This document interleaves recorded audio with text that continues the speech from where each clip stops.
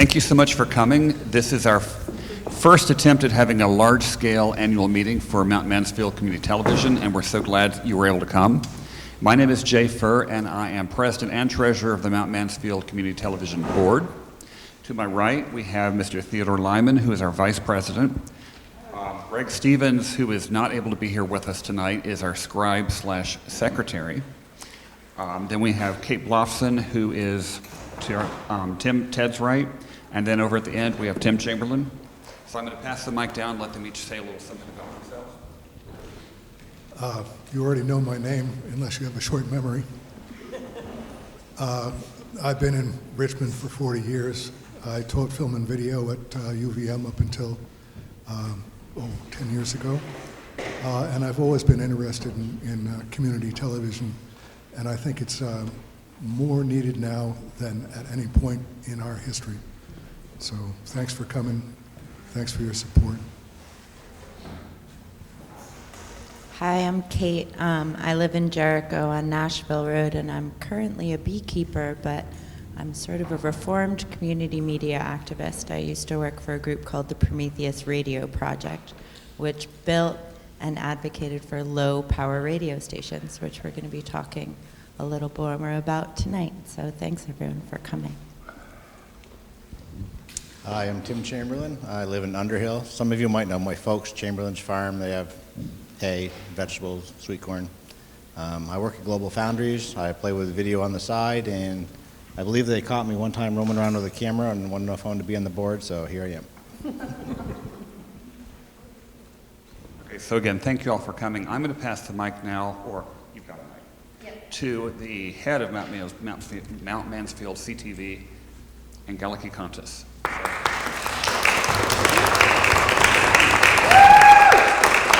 Hello. You got it? Okay. I can never tell if he's on or off.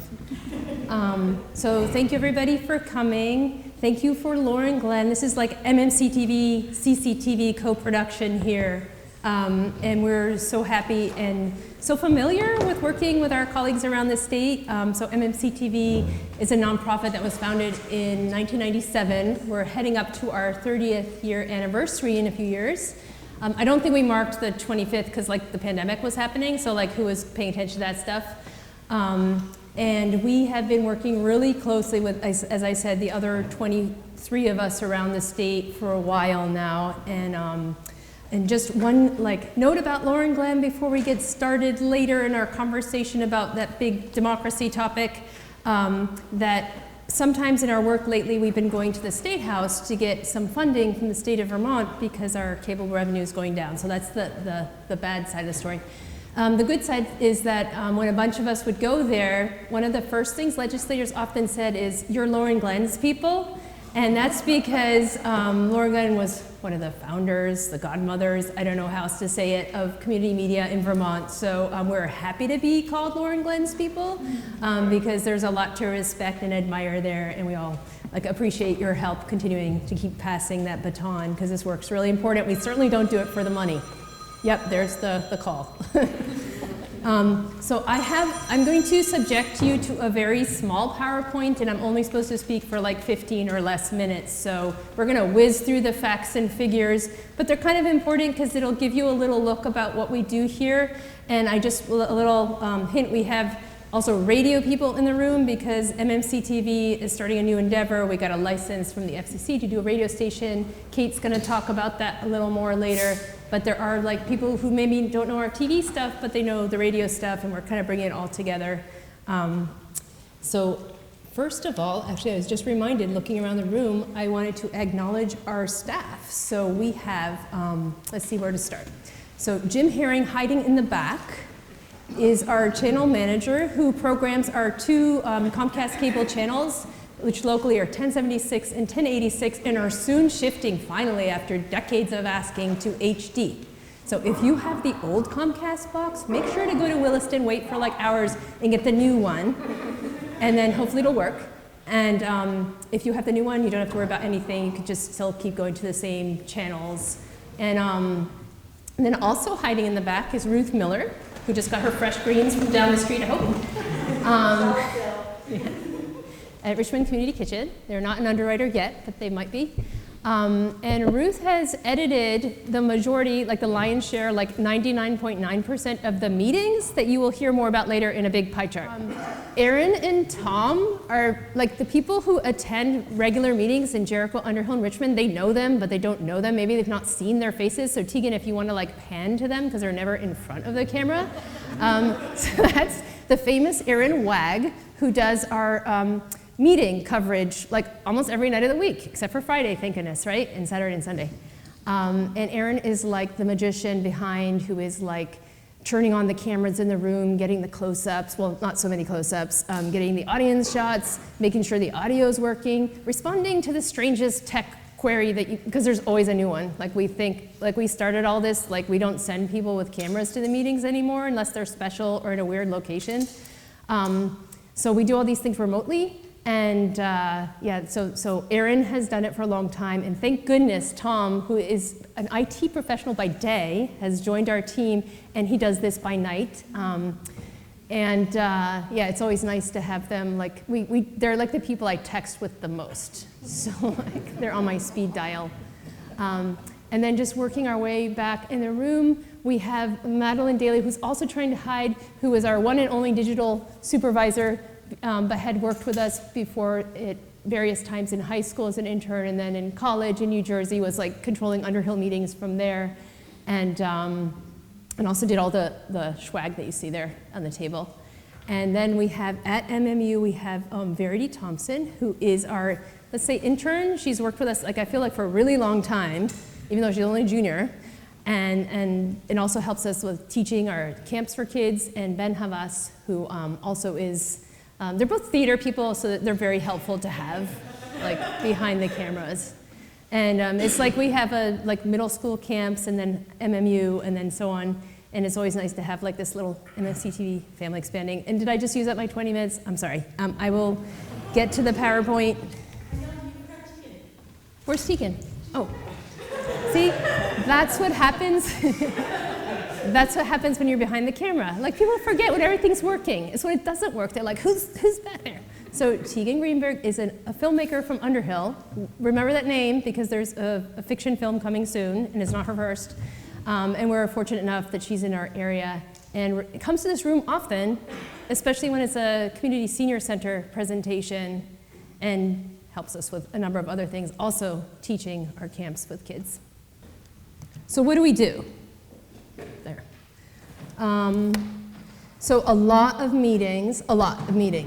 And the meetings seem to have multiplied during pandemics, or at least our ability to cover them, because now it's not just meetings we go send people to do, it's also like all the smaller committees, people will send us the meetings, and Ruth back there in the green shirt will process them, put the timestamps on them, put them online on YouTube and Internet Archive.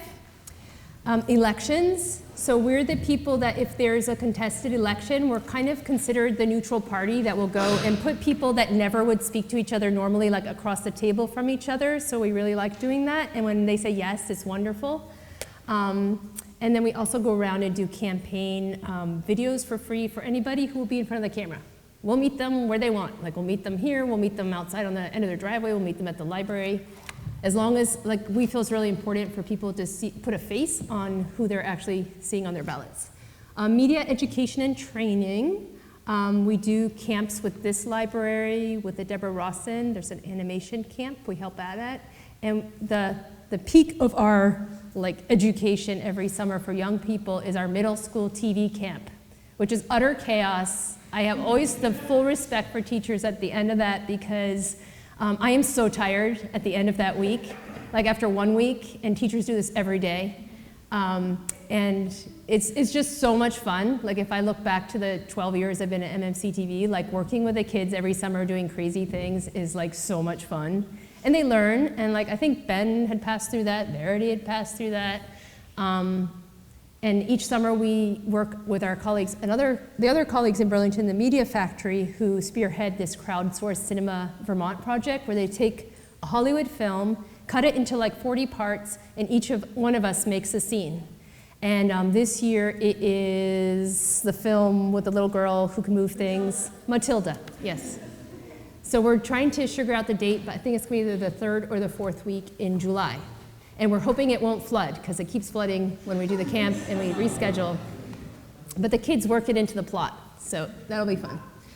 Community events. So when I was looking over for this presentation, our top YouTube videos of the past year, I swear I'm not making this up, like 5 of them were parades. And you're like, how many parades are there around here? The top one was the Jericho Pet Parade. That was the most viewed. It was after a random Underhill DRB meeting. The top one was the eclipse of 2020. I don't have to say which eclipse, we all know.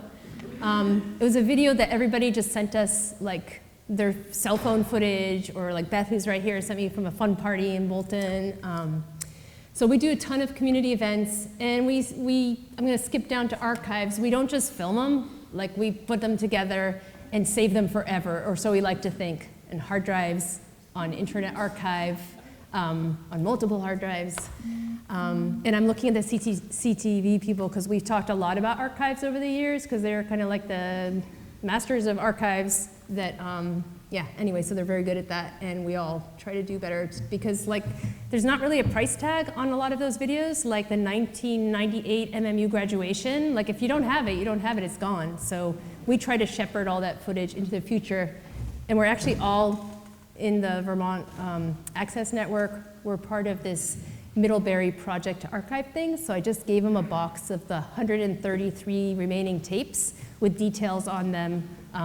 And they're going to digitize it and do this project, kind of using all of us in Vermont at the Access Centers as sort of like as a project on Vermont culture and life.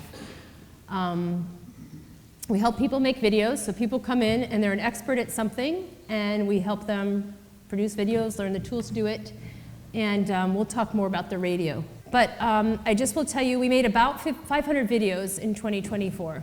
And our whole budget, by the way, is about $200,000. So like, you can do the math about how we did that.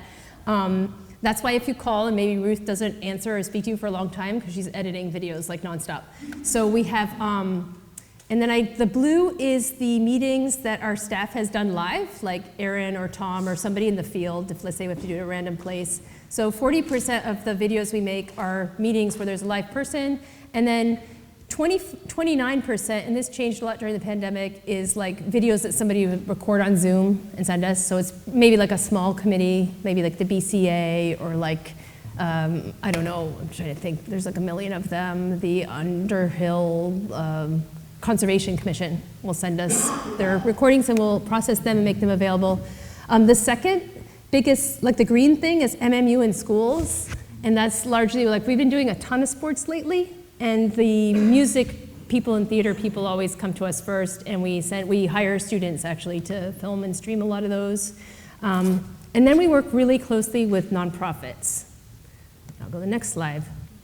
So our revenue in 2024, you'll see that really big dark blue thing, that's cable franchise fees. So subscribers of Comcast Cable in our towns by federal and Vermont law to provide a certain amount. And that comes to us. And that's been growing it was growing the decade I was like at first when I was working here, and now we're seeing what everyone says is gonna happen is going down. So it's going down pretty fast. And so we're going to new revenue sources. For instance, green is municipalities. And when I started here, like MMCTV was not asking our towns for any money, even though like the majority of what we do is for our towns. So we started to ask them for actually pretty small amounts. So that's actually been a big help. And then state of Vermont, 11.6%, at least in this chart. So that's kind of like our financial picture, and I'll go to the next slide. And so our operating expenses last year, most of that was compensation. So you saw who we are. There's not a lot of other people. There's like, sometimes we hire extra. And I'm the only full-time, and I'm 4 days a week. And Jim and Ruth are both part-time. That would be like the second, they'd make one full-time kind of. So that's like the majority of what goes into compensation, and that's really important for us. And it's not like we pay the big money, but like that's where most of our funding goes. We also pay rent. That's the light sort of aquamarine thing, 7.7%.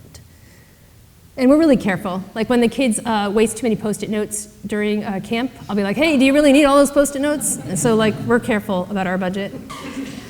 So now the fun stuff, and I will try to go quickly because we have a lot else to talk about. So this is like the fun stuff we also do in our community. We talked about the crowdsourced cinema. And then you'll see our studio is in the building across here in the Richmond Town Center, yes. And we haunt it every Halloween. We've been doing it for 5 years or so, and we put things in the windows and animations and give candies, too much candy to kids with the other nonprofits in the front of the building. It's kind of become a thing. So it's nice, it's become a kind of center of things. So you can't read it because there's so many. These are all the nonprofits in our area and a little beyond. Some are like Vermont-wide that we work with just in 2024 and 2025. And keeping track is right in the middle, if Sue is looking for that. It's in there. So we work with like all the libraries, the high school, the middle schools. I count them as nonprofits. So you can see that a lot of what we do is like we try to amplify the nonprofits in our communities. We thought this year it was high time that we rewarded some of our community producers. So without further ado, I would like to award our first ever, we're not sure what to call it because it's new, but it's let's say a certificate of appreciation to, and listen closely because the names are similar, but they're different.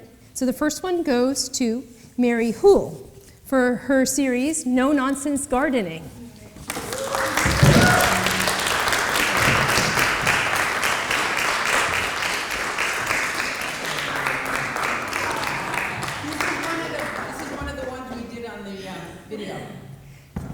See, look, these are the ones we planted, and everything came up just fine. So the rest of the gardening is that these will go back in the ground, everything will die back, and then they'll grow again next year. Thank you so much. Mary is on episode, I think, 13 or 14 Yeah. of No Nonsense Gardening, and you can see No Nonsense Gardening right here. Mary's a fixture of Richmond. It's my gardening shirt, not my chest. It's the gardening.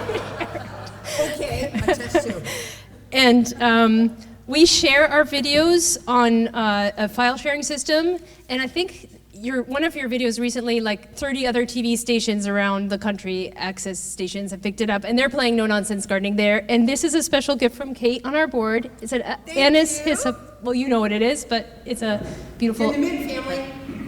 Something in the Mint family, Anise hyssop. And our second award goes to somebody with a very similar name. So Mary Hill from Underhill, not Mary Hoole, Mary Hill, for the Etiquette of Everything, which is not visible but audible. It's a podcast, our first podcast, and Mary has been very good about working with us as we figure out how to help people to make podcasts, and we hope to do a lot more of that as we get the radio station started. And it's a really beautiful podcast, and it has to do with, Mary just started moving from, well, Mary, do you want to say a word about it so I don't put words in your mouth? It's my mom died 10 years ago, and it was her cancer journey that I write about. So I've been writing for the last 10 years. And so it's anything from, dear mom, you know, this is how dad is today. He's growing a ponytail. Everybody's still eating dinner in the kitchen. To just memories of my mom ironing. And it's very relatable. It's pretty simple. And I have been taping them, and people have been editing them and putting music behind them, so they sound pretty good. They're not real polished, but they're very relatable. Like it's like we're at my kitchen table.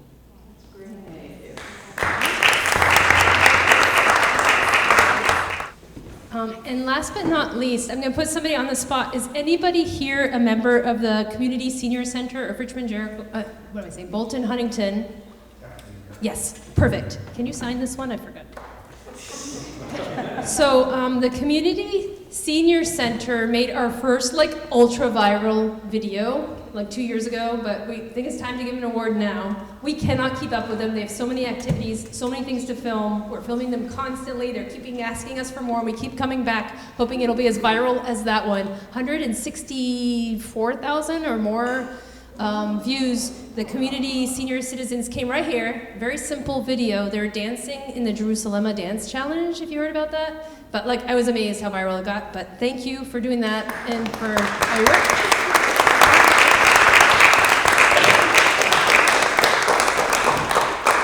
Yes. One quick thing I want to emphasize is everybody in this room could be making your own videos. If you have no earthly idea how to make videos or you're not sure of what content you might have that might be interesting, we will loan you equipment, we will teach you how to use it, we will work with you to edit the resulting video. It's enormously fun if you haven't done it. I've done a couple, and you would never believe some of the things that you'd go, no one would ever watch this, get watched. That could be you. You could be the next viral media superstar. On that note, so we do have a lot of plans for next year. You'll hear all about them. I'm going to pass the mic to Kate because I'm sensitive about time and we do have a lot more to talk about, to tell us more about our new WRUJ-LP.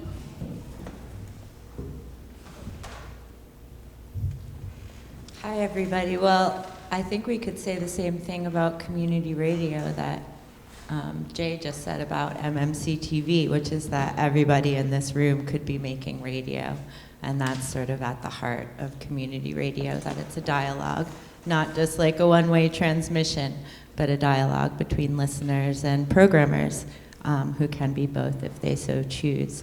So we applied for an FCC low power FM license. That's 100 watts, like a light bulb. So it's going to be a small station, but it will cover Richmond and parts of Jericho, Underhill, and Huntington, we hope. The antenna is going to be on the roof of this building. So if you think of radio, radio is really line of sight. So the higher your transmitter is, the further your station will go. So we have some topographical and elevation challenges, but our engineering looks good for that. And we have 2 years to build this station. And I really see it as like I said, I was formerly a community media activist, a community radio activist, but this work is really, the community radio is really an extension of the work that MMCTV is doing already around media access, around people being able to tell their own stories and find out what is going on in their own communities, as well as demystifying the technology around that, around creating media, like Jay said. Anyone can do it, and we can teach you. And demystifying the technology around owning your own broadcast outlets as well. So we are going to build this radio station with the help of an engineer.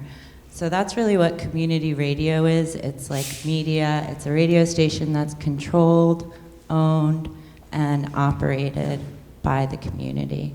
And so the programming reflects that and reflects our membership, our community members, the diversity of our community members, the diversity of their voices, opinions, and perspectives. So that is our hope. And when I worked for Prometheus, we really saw this issue as squarely within media ownership, because the more and more consolidated media got, the less and less we heard local, diverse voices and the kind of content that people actually want to hear on the radio, which is why the low power FM service was created in 2000, because of the advocacy of groups like Prometheus, maybe the Center for Media and Democracy. We worked with allies all over the country to get the service started and then expanded again in 2010, and that's how we got to apply for this license here. And we are joining a whole cohort of LPFM stations that are going to be coming on across the state. How many are there? 4 or 5? Two also with PEGs. In my work with Prometheus, we found that like some of the strongest of these stations, these low power FM stations, are owned and operated by PEG stations because the work aligns so naturally, and it's really helpful to have that nonprofit infrastructure, because these are volunteer-run enterprises that are also funded by the community. So that's one of our first projects, is to get the money that we need to build the station and then to operate it. And what we've found so far in our community surveys is that like people are really interested in listening to eclectic music curated by humans, local information and news, told to you by humans, like where they're interested in hearing their neighbors on the airwaves, along with sort of local issues relevant to our area. We also hope to work with our town officials in the state to provide emergency information. Broadcast radio cannot be replaced as far as a tool for emergency communications. Think of the power going out, our internet going out. So that's another consideration that we're thinking about. We have a bunch of our radio people in the room right now. If you want to raise your hands if you're involved with WRUJ-LP. Thank you guys so much. We have a tech committee and an outreach committee. Greg over there in the black shirt has done an incredible job getting our internet stream going for our internet radio stations, which we're going to operate in advance of going on air. That's at WRUJ.org, and he's been working to broadcast meetings and figure out all of the stuff that we need to figure out to run the internet radio station. I just came from a workshop that Catherine, the librarian at the Jericho Town Library, is running with kids to produce a magazine-style radio show. So the kids are really excited about recording, and they'll be doing that for the spring, and hopefully we'll have a listening party and maybe broadcast it later in June, and we'll notify people.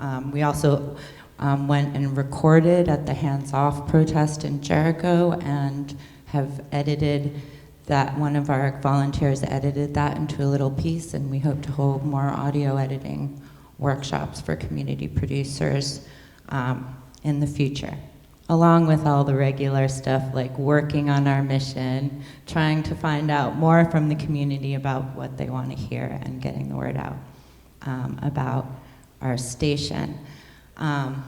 I guess I'd just like to close this little community radio bit by referring to what Mary Hill said about her podcast, which is so perfect for community radio. Not polished, but very relatable. And so that kind of content, like you described in your podcast, is just the kind of thing I think that you could expect to hear on WRUJ-LP. So we're really looking forward also, I'm not sure what the structure of the Q&A session is, but we'd love to hear people's ideas for shows or what they want to hear on the air, as well as sort of how any ideas for just the work with MMCTV too. So thanks everybody so much, and thanks so much to everybody who's been volunteering and working so hard coming to our outreach and tech meetings to do this thing.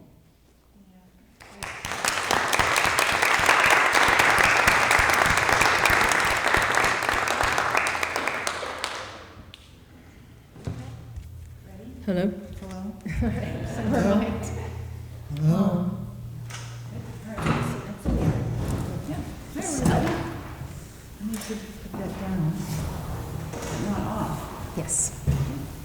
Here we go.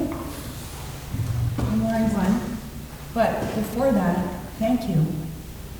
It's just amazing to be here and witness the weaving together of a community with media, television and radio, and making this connection between all of us who are here, which is just the epicenter of a giant series of circles of connection of young people and old people and people of all different stripes and points of view. And that, of course, is what is called for at this time, and it's called for at all times.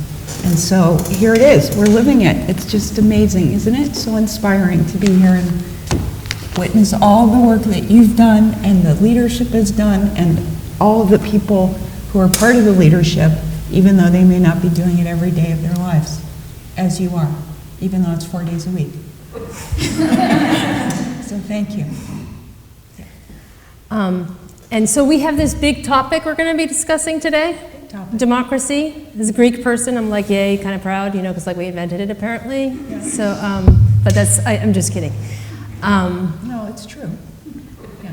But what is democracy? What is media? I just want to throw out there at the beginning of the conversation, I often feel like here in Richmond, but Jericho and also Underhill, we're in a bit of a news desert. I mean, I listen to Vermont Public, driving back and forth all the time. Might be a little feedback. But when it comes to something that's happening in our town, when something important happens, you don't really see a lot of coverage. And then just this week, just when, you know, maybe we'd always been like, took it for granted, now we just learned that the Mountain Gazette, which is our local little newspaper, that's not going to be published anymore as of June because of the price of paper or something. So like you realize when you lose something, how important it is. So anyway, so that's this part of the context maybe of our conversation. And I think when we were talking about this, Lauren-Glenn, we were saying that maybe we'd throw it out to the group to see what their thoughts are regarding their local media and, you know, what they're concerned about, what they're worried about right now when it comes to local news or information. Do you have any sort of thoughts? Yes, sorry. Can I just introduce myself? Yes, please. I'm Just in sorry. case, Drop the because ball. I'm not, no, you didn't drop the ball at all. I'm Lauren-Glenn Davitian. I'm a colleague of Angelike's. I work at CCTV, Center for Media and Democracy, which Megan O'Rourke, who's in the back, is a co-director, and Emily Brewer is our marketing person, and Helen is our board member. And so I've been working and toiling in the fields of community media since it was called Public Access TV in 1984, before there was a federal requirement for public access. But we were able to use moral suasion to convince the Public Service Board to require public access channels and funding to be set aside for public purposes, based on the theory that cable companies use the public rights of way and therefore must compensate the public for those private use of the commercial use of the public rights of way. And since that time, 24 community media centers have sprung up, of which Richmond is one of the earlier ones. Oak LaGalbo, it's the phone. Oak LaGalbo, who worked with us at CCTV, came here. Ruth, you remember that? You were here then, you've been here. Exactly. And so we've been like a Johnny Appleseed of community media, just as all the other centers have been Johnny Appleseeds. So the question that we've struggled with always is our relevance. And in an analog world, when there were 3 primary news channels, I don't know if anybody remembers those days, but in the 1980s, there were 3 news broadcasts and 3 guys, or 4 guys really, who would tell you what was what. And that was pretty much it. And the Burlington Free Press was a going concern, and local papers were a going concern. And then this thing called video dial tone came around when the internet was invented in 1990.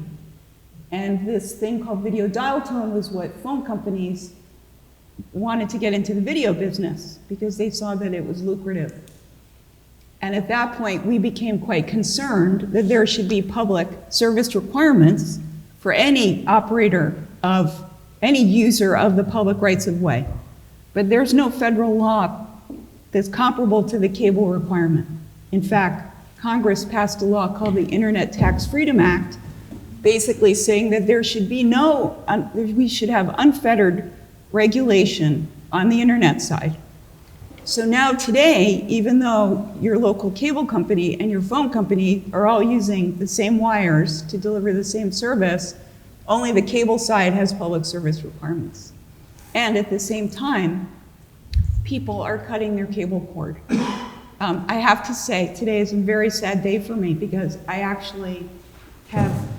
canceled my cable service, which I had held on to for years because it funds public access TV, but I don't watch it. And it's $60 a month. And I can donate to CCTV. So that's part of revenue diversification for us. And I, in fact, came up with a whole campaign in my head about how to get people to give 5% of what would have been their cable bill to us. So in any event, we can talk about that later. But the fact is that people are cutting the cable, they're not cutting the cord, right? Because we have a cord in our house. It's the internet, but we are cutting the cable cord, and we are programming ourselves instead of the cable company. And as that happens, the revenue for community television declines, which is why, and my bigger point is we've worried about this since 1990. This is not a new emergency. This has been a long time coming. And as you saw from the chart that Angelike showed you, the cable revenue is a smaller part, and actually MMCTV has been very successful in diversifying its revenue, as have other community media centers. We, about 8 years ago, went to the legislature to say, you need to help us here because we're a huge driver of democracy. And that was proven during the pandemic. The best thing that happened to community television was the pandemic. Because in a week, 24 community media centers figured out how to bring people into public meetings using remote technology. I mean, literally 7 days, and everyone was online. And the legislature recognized that, and they gave us some COVID money, and then ultimately built us into the state budget, which we are now. And so we are on track to get 1.35 million this year that will be split with 24 community media centers. So that's all good news. I'm saying this because we've been in a state of emergency since 1990. We've been worried about these things and these questions. And we've also been worried about the question of relevance. How are we relevant in a YouTube, TikTok age? And that's a pretty simple answer from my standpoint, because these are not media systems. YouTube, TikTok, Facebook, they're part of a surveillance economy. They're not an entertainment system. It's all about capturing data to repurpose and sell products to us. So there is no comparison. It's not even, I don't even think we have to talk much about it, except to educate people about the surveillance economy and the concern about how our personal information and content that we create is not owned by us. We give up the rights to it so that it is used as fodder to collect data from other people. But now there's the question of the government's interference in free speech. And this is where I think we could just open the conversation to some of the things that you've been thinking about and you've been worried about in the past years, but maybe in the past 100 days.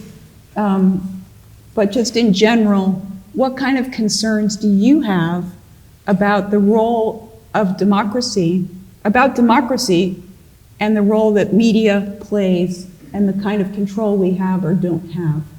So we thought we'd air some of that and then talk about some of those issues. My name is Don Dresser, and I'm in my mid-70s, and I grew up on radio.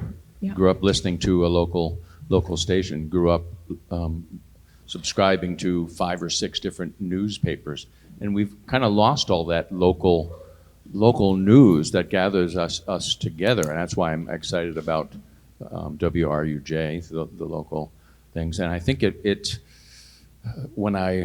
only news we have now is TV or well, what else is there? The free press is non-existent anymore. So I worry about the democracy challenges, the rights of people that are just taken over by the conglomerate networks, conglomerate news.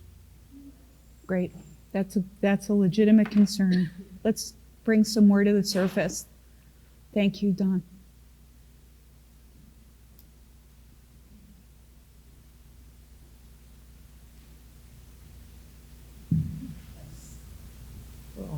I'm Sue Morris of Keeping Track. On the heels of that, having served on our Planning Commission for years and years and years, and our Conservation Commission for years and years and years, and many of us have done all of that, it feels like our ability to really govern ourselves in our towns is not as strong as it used to be. And so that's why I'm really excited about the work you all are doing, and I've been part of it and benefited from it. But, you know, in particular, with events as they are today in Washington, and trickling down, if you will, to ourselves and our sometimes small communities, I just really worry that we're going to lose control of our government, of our democracy, you know. And for me, I'm democratic. I'm for the animals, okay? I'll tell you, right up straight. That's, you know, they have rights too. And if the news that we see on TV and read in the papers is so dominated by what folks in Washington think is important or not, then we lose. And our whole environment loses. So thank you for what you do. And thank you, Sue. It's just great. The programs that you do are so informative and enlivening.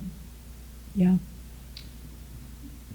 Hi, my name is Molly Dugan. I live here in Richmond. I'm really new to this whole experience, but Helen is a close friend of mine. So, I guess what I wanted to add here is that I feel like there are some news resources that I find very valuable. So like VT Digger, for one, 7 Days, VPR, obviously. I think that where I especially feel like there's kind of a vacuum is that ability for there to be not real time, but close to real time dialogue about kind of what's going on in Montpelier. I spent a lot of time in the legislature on affordable housing issues and healthcare issues, and I think VT Digger does a nice job of reporting that stuff out. But I think that until people in community have a chance to talk, like to learn about it, what it is, and then talk about how it impacts or could impact their lives and their communities, it doesn't really sink in. And that's where I'm excited about this idea of radio, really local radio, because I think that's where you can do that kind of thing. And especially, you know, even having your local reps, you know, people meet for coffee, that kind of, you know, that kind of thing, but having an ability to, you know, call in or something like that. So I think connecting, you know, more regularly on those state house issues, because I mean, you know, right now there's so much going on around, you know, affordable housing and ideas that are absolutely about local governments and how we're going to fund infrastructure for housing in our towns. And I just don't have a sense that local community members really know that that's being talked about and decisions made within the next few weeks. So I think this is very exciting to have this ability to connect on these issues. So. Yeah, and the question of scale in Vermont is very pressing now because apparently we can't afford the scale that we have, and a lot of decisions are hinging on a theory of scale, and people are starting to ken that it's happening, right? When it affects their schools and their school districts and how far their children are going to go on a bus. That's when people start to become involved in these discussions, when it affects them personally, right? And we're going to see a lot more people affected personally by decisions that are being made locally in the state and also nationally. Yeah. And if there's, sorry, is this on here? Yeah. Okay. Yeah. And if there's no one there to record what's happening, then it almost never happened. Like if nobody talks about what's happening, writes it down, advertises, like it didn't happen. You know, like history's written by the victors, you know, and people just forget what was important back then when we used to have that thing we really loved. Kate? Well, just like in terms of things that I'm worried about, I think I'm worried about this funding issue, and I mean, I'm thinking about the radio station, I'm thinking about arts and culture programming, I'm thinking about, you know, programs that support community media might have like a separate funding stream that we're talking about, but still in jeopardy. I know, like, I'm worried about like how we're gonna fix our roads in Jericho aside for that, and like continuing having the budget for that. So I'm just like interested in how, like, thinking about money in a new way, and sort of how we're going to get money to fund this stuff that we want and need to do, that are like part of our, like, yeah, we need our roads, we need our communications infrastructure, we need our healthcare, we need our housing. Like, how are we going to do that as funding shifts around? And I think it sort of plays into that conversation about people being educated and how can you use leverage, and media, of course, is, I feel, critical to that. So Yeah. I'm interested in that. One of the things I read the other day, I think Adam Schiff said it, is that everyone needs a little primer in the Constitution. And I think that maybe this is a period of time where people are starting to get a primer in the Constitution, starting to understand what's happening, because they keep hearing these phrases like rule of law. Well, what does that mean? And so there's more coverage, I think, of what the president's authority is, what Congress's role is, why it's hamstrung. I'm speaking nationally. And again, it's when the threat comes is when people start to think about it. We don't think about things until the door is closing on our foot. We're trying to keep our foot in there. And to this is a little lateral comment, but one of the questions that I alluded to before is, how do we stay relevant? How does community media stay relevant? And, this sort of came up in the context of, having been doing this work for 40 years, and now it's 40 years, and is there another generation? Well, clearly there's another generation doing the work, and right now, CCTV's coverage and other community media centers' coverage of the civic action, the public action, and the demonstrations, and the people coming out to be together and to make a very clear statement about their values. I mean, Emily can speak to that. I mean, we're covering tons and tons of events. There's more events than we can cover, and then people are sending us their coverage of those events, right? Yeah. Yeah, and I think part of that as well is the beauty of the Vermont Access Network is I think of, we have like a Slack channel where everybody can communicate from the Access Network, and our Town Meeting TV, so Town Meeting TV is on a program of CCTV. Our Town Meeting TV co-director, noticed that there was going to be a protest in St. Albans, which is not in CCTV's coverage area, but is in Northwest Access TV's coverage area. Reached out to the executive director, was like, hey, did you know about this? Oh, actually, no, I didn't, but now we're going to send somebody out to go and film that. And so having that connection is like incredibly important in many different ways. But like Lauren-Glenn said, we're actually at the point where we don't have enough staff to record all of these rallies and demonstrations that are happening in the community, which is honestly kind of a good problem to have, in my opinion, because it just goes to show you that there's so much out there in the community that needs to be recognized and preserved. And I think that's kind of where the archives come in, and that's why I get excited when I hear Angelike talking about wanting to archive more, and other access centers wanting to archive more of their content, because 50 years from now, MP4 might not be a standard that exists anymore. And as we continually digitize and preserve content, not only content that was recorded in the 80s that are on tapes and that we now have available digitally, but as we add content, all the rallies, meetings, events, parades that happen today to those archives, those are going to be there, safe and preserved for the future. And so I think it's really important. Like, that's for me where, there are many, I think community media is relevant in many, many different ways, but that's what I think of when I think of relevance as well, because you are, like Angelike mentioned as well, if it's not recorded, sometimes it's almost like it didn't happen. Minutes are one thing, but most people don't read minutes, let's be honest.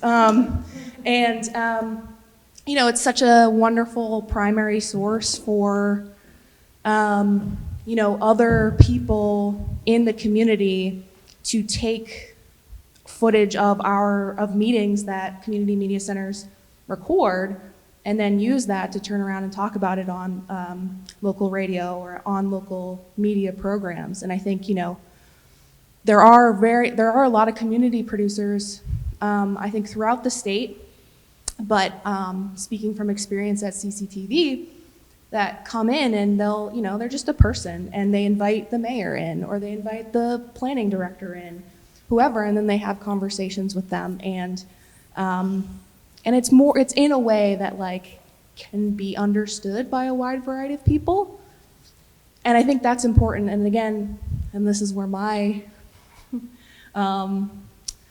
existential crisis comes in with like, okay, how do we get that out to people, and how do we get people to care? And so there are people out there that care enough to have those conversations, and there are people out there that want to listen.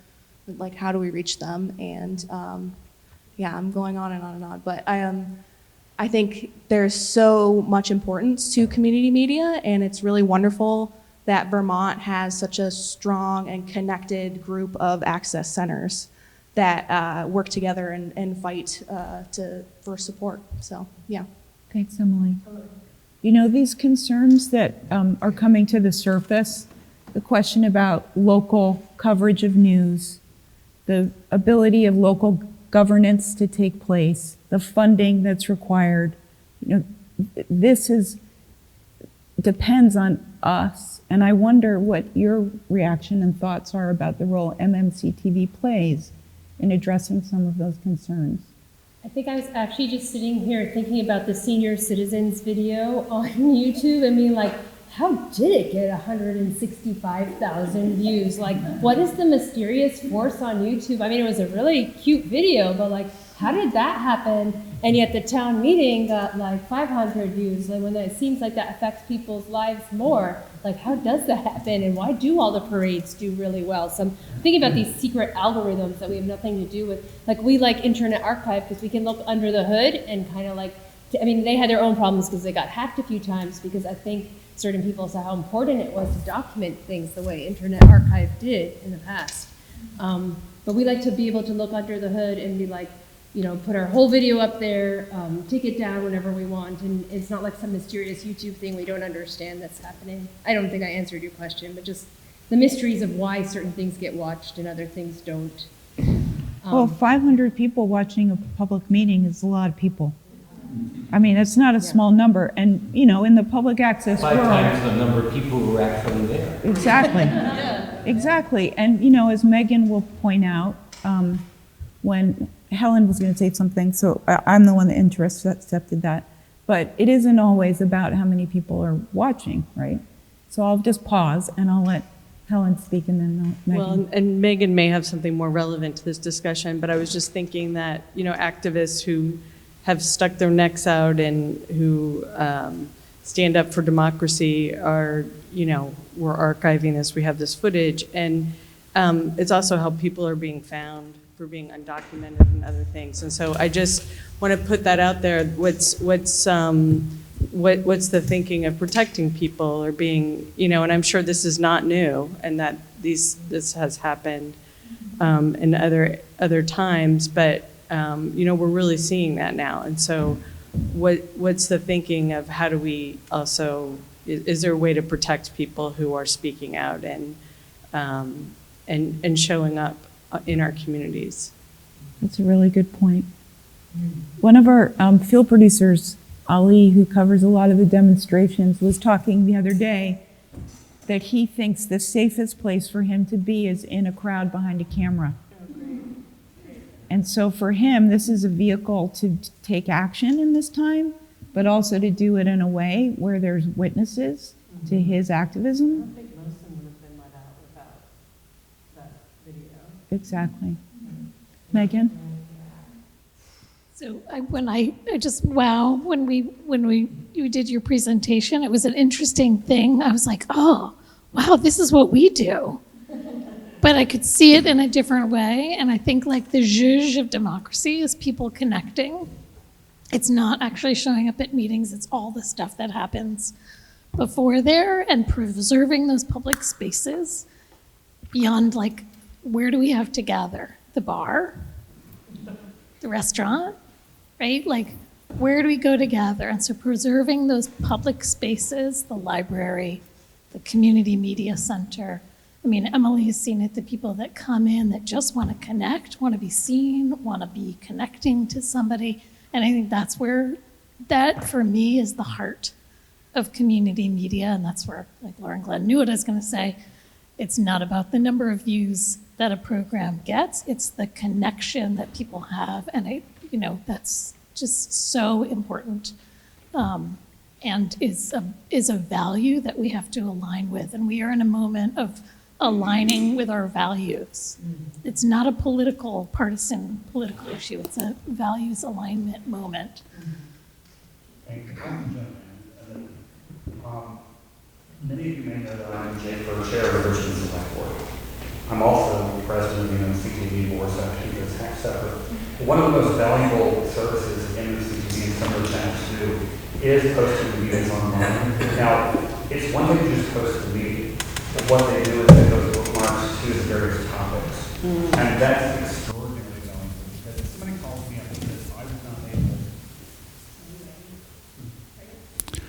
Okay, if somebody calls me up and says, I was not able to hear the part of the meeting last night on zoning in the Galena Court District, I can send them a link directly to where that conversation starts. And that really includes people whose schedule may not have permitted them to come in person or who may have been busy at that time and couldn't watch it live. If you ever watch the Richmond Select Board meetings, one of the things I do as chair is I will say, could you please Zoom so people who are watching this later can see? Could you please, for those of you watching later, I realize that you may not have the context to understand this, and so I stop and try to give some background so that people who are just watching, who may have not watched the previous 6 meetings, know what's going on. And I think that's something that, in an ideal world, we're doing the meeting as much for the people who are watching a day later, a week later, as for the people who are there at the time.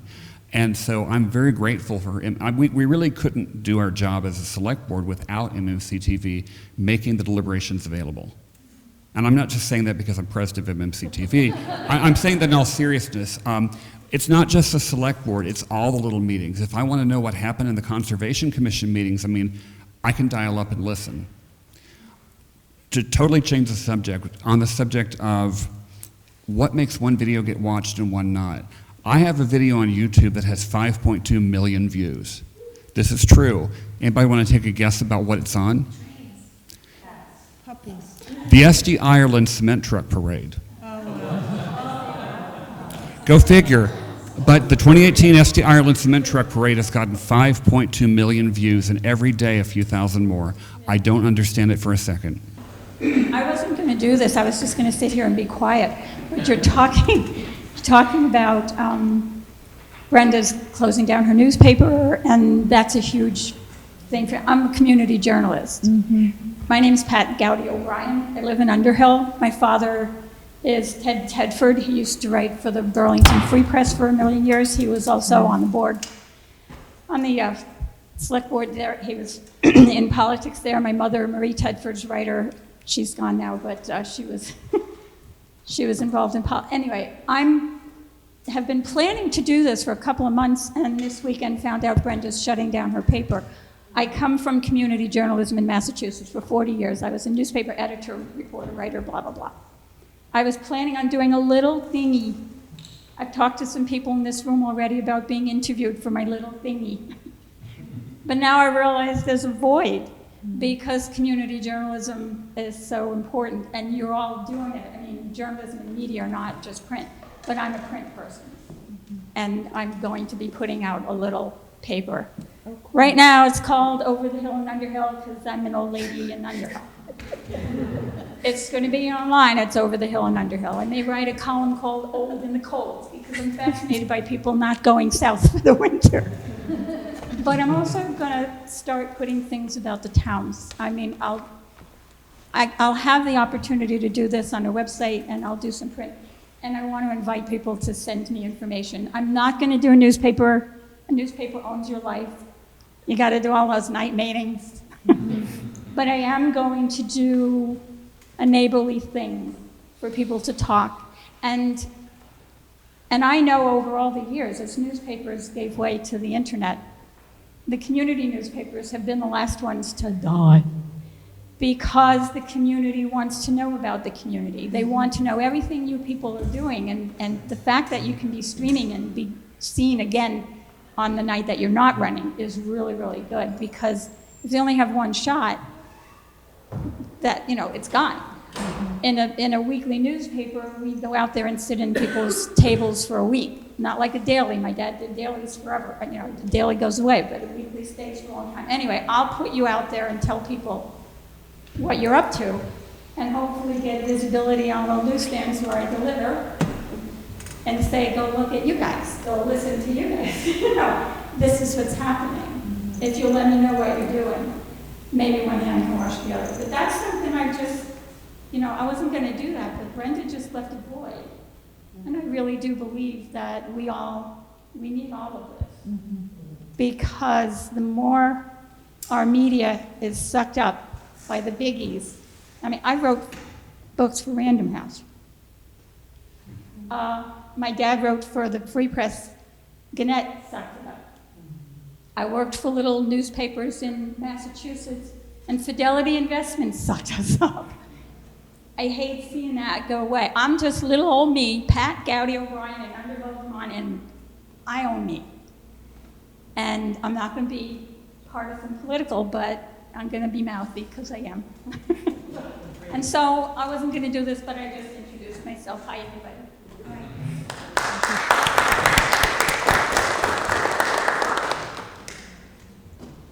I think Kate had, Verity back there.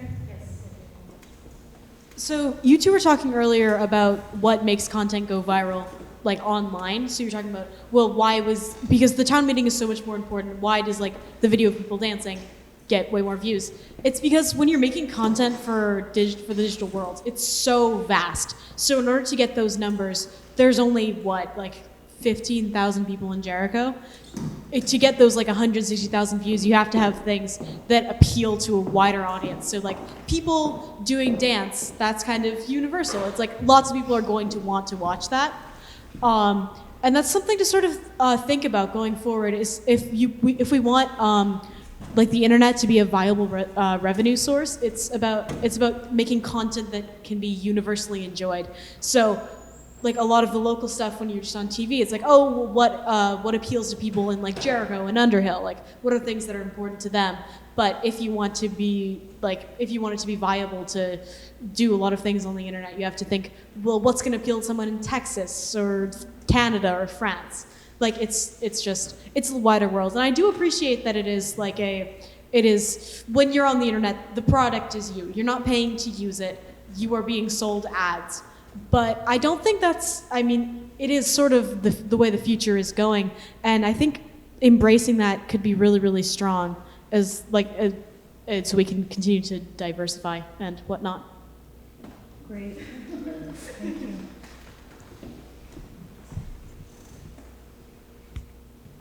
I think Kate had her hand up.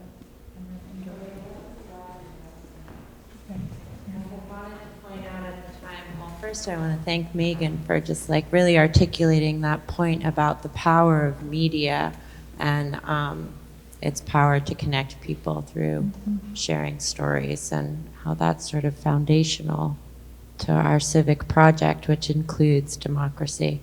And, you know, as we think about the radio station mission, we're really thinking about connecting people and a sense of belonging. And that's a tricky equation, but yeah, thanks Megan for articulating that for us. I think the point that I raised my hand about was just to like highlight the incredible work that CCTV has been doing over the past couple of weeks and months, like at the protests and stuff that you guys have been at, national networks have been at. They don't even need to be there. They could just call CCTV to get that footage. So you've really been sort of like a linchpin for that, and you're just doing the work that you're always doing anyway, and now these national issues are coming to us and you're there. And just wanted, in case people weren't aware of sort of like that context of what you guys have been doing over the past weeks, months, and years. Yeah.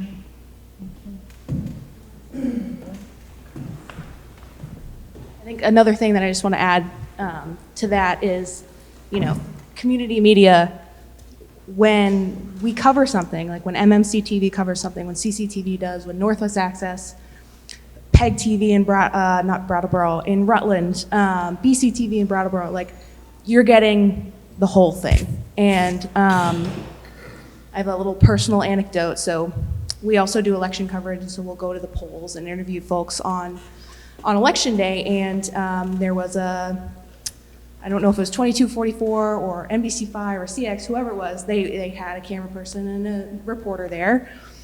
And they came up to me and said, can we do this together, or do you want to fight? It's like, yeah, totally, we can do it together. And he mentioned something like, we're just looking for basically 15-second sound bites. And I said, okay, well, we're looking for 5-minute interviews. And so I think that really, puts a pin in the difference between community media and even local news, but especially national news. It is so valuable to have that full interview, to have the full program, to have the full meeting, to have the full whatever it is. Because you could always just watch that 15-second soundbite, but you're not going to get the full meaning without having the full conversation recorded and available and able to watch later or over and over again. And so I think that is something that's really amazing about community media as well. If anyone has been working in a community media center, this is very classic. You go there early, you set up, you see all the other vans. If it's something important, they're coming from Burlington or they're coming from, I don't know, I guess Burlington. They they get their thing, they grab the politician, pull them over, get their thing, and then they go, and you're still there. And you stay for another 2-3 hours, whatever, film the whole thing, go back. Sometimes you'll hear they'll be like, hey, can we have some of that audio from that thing or video? And you're like, yes, as long as you put our name. We don't ask for money or something. We want the recognition. So we are part of it, and I think because we're a small state, like everything else in Vermont, we work with people that are not nonprofits, like the media, we're part of the same ecosystem. I don't know exactly where we are. Are we down at the ground? Are we way up high? But wherever we are, we're all feeding off of each other. So yeah, I think that when we're in a room full of journalists, we're not quite journalists, but we're helping out. And just one more, can I say one thing about one Greek thing, since I threw that in randomly at the beginning. So we were talking to my family about what is democracy? And so Greek, demos is the people, and kratos is the governance. So it's the governance of the people. So that's if you look at media, community media, guess what? It's by the people, for the people. It's not somebody else who's some other motive. It's just that's what we think is healthy and good. So that's the Greek thing. So it's becoming your parents that I brought that up. So next question. Yeah. I think maybe are we wrapping up soon? Yeah. So just a few closing thoughts. This has just been a very powerful experience for me to be here to hear from the chair of the select board, who's also the chair of MMCTV. That's fantastic. Thank you. And also thank you for annotating the meetings with an eye to the fact that you're actually running 3 meetings. You're running the in-person meeting, the live meeting, and the recorded meeting. So, this is no longer a simple exercise, and it takes some facility.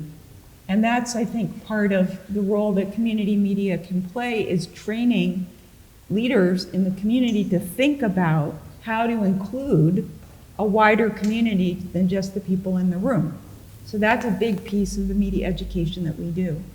And then also the fact that you're willing to jump in to the breach of a gap of civic journalism is another example of you and the people that are making shows and the people that are making radio. We're makers, and this is really a necessary piece of the weaving together of the community. And as dire as it may seem, it's not dire if we're standing together and we're working together and we're taking care of each other. That can only happen on a local level. That it can only happen in a family, in a group, in a room this small, because these are the building blocks of a strong and healthy community. So this is a great indicator. If you were to say, you know, how healthy is this community? This meeting is a metric that says things are going actually pretty well. We have a foundation. And so while we may be concerned about small-scale media, or we might be concerned about the future of local governance, or we might be concerned about where the cash is going to come from, there is a solution to be found within people that trust each other. And that's the work that we're doing. And I think we're all very proud to do it in the way that we do it. And we're, I think, very fortunate to have somebody like Angelike here in this community who is able to hold us all so that this work can get done from a standpoint of local television and radio. So thank you very much.